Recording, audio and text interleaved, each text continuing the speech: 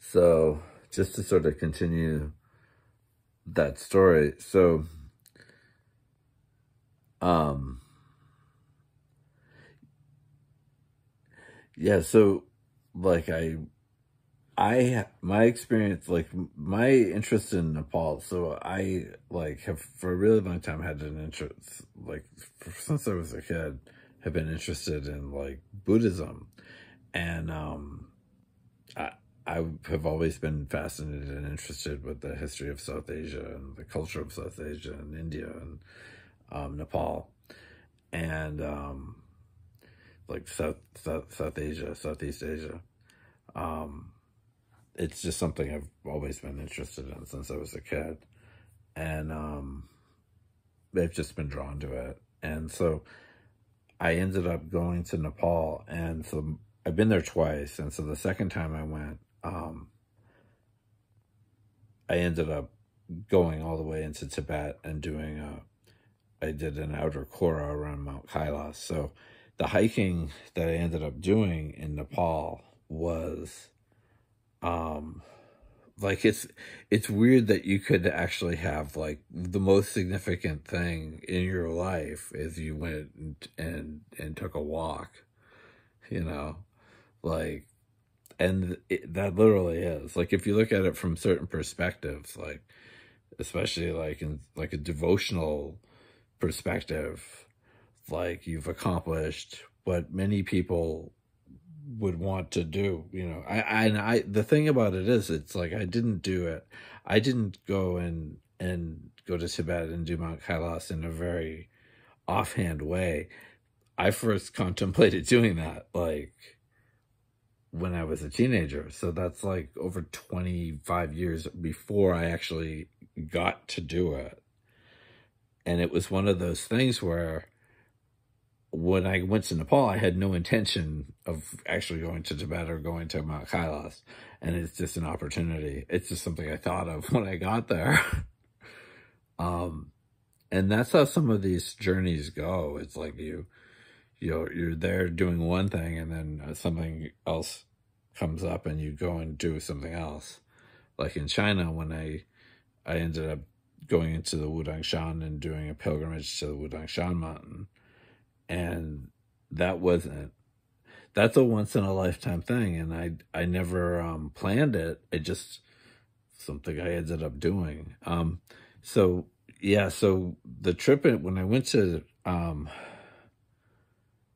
Nepal, it was a very significant journey for me. So coming back here, and I had been hiking in Vermont, and I stopped hiking and I just felt like I needed to go. And I came back and I went looking and I found the house that I'm sitting in right now, which had not been lived in for several years. And I'm on one side of the lake. So the other video I posted showed me on the far side of the lake looking across sort of over my head right now at Mount Greylock. And we're in this little valley. So it's just an interesting thing. And so historically there wasn't a lake here. This lake is artificial. There is a dam. So I think there was a body of water here, but it was much smaller, and it was probably more like a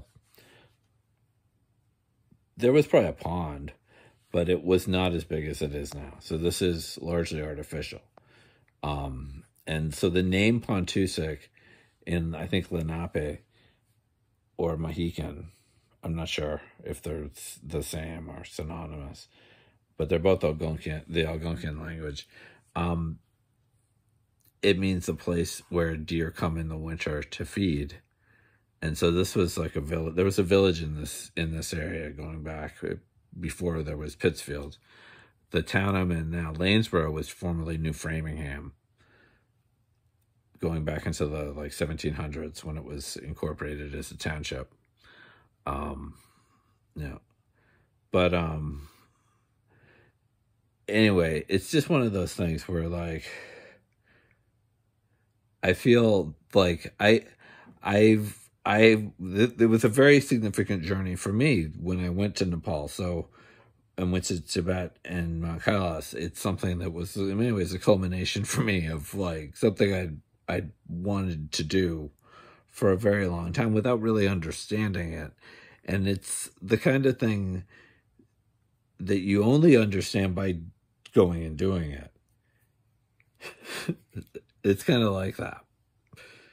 And part of my journey to Tibet and Mount Kailash ties into what has been my sort of acceptance and development of a better understanding of my own like atypical neurology and my Asperger's syndrome, which I hadn't had a very good grasp on in a lot of ways. I was agnosognosia of it up through the journey I took over there. And one of the things that I've always, and at the time that I did that journey, that I really wanted for myself was to get a resolution, to get a better understanding of what the turmoil was in myself. And I did accomplish that. Like that was something that was sort of a boon that I received when I was over there. So I felt like there's something that like something bigger than myself has been moving me around to a certain extent, you know. And like there are things like the hilltops resemble each other, you know, on other sides of the globe. Yeah, I mean, so there's also something significant with Machu Picchu too, and this is something that I developed as a story of my own. But so at one point, the Himalayan mountains were at the bottom of an ocean. Like there are fossils of life forms that were created at the bottom of an ocean, but those are now at 10,000, 15,000 foot elevation in Nepal. So these were once the bottoms of oceans. And so according to the Vedas, Narayan or Vishnu, in a previous incarnation, the highest life forms at that point were all aquatic or fish. And so his incarnation on Earth was as sort of an aquatic life form or a fish. But I've sort of thought, well, what if that's really some form of dolphin? And so it's interesting that like in the river system going into the Ganges, the Brahmaputra River, there are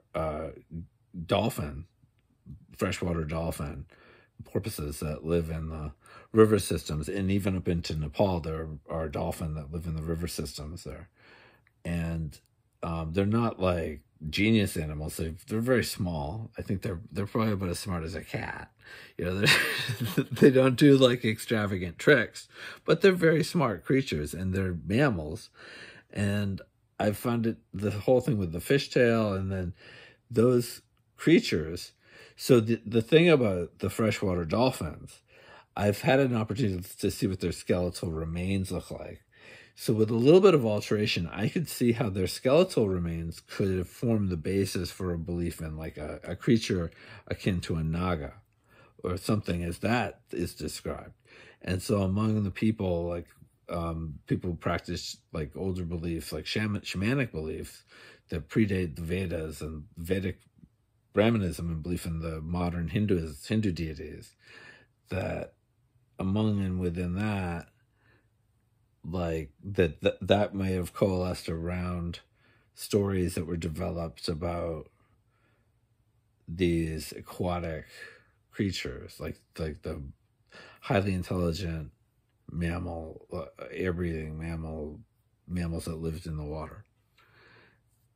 Interestingly, the valley that I'm in Massachusetts, so that's in India. That's this belief in Naga, and I have this idea that it ties into freshwater dolphin. Interestingly, in this same valley where there's also this mountain of the whale tail.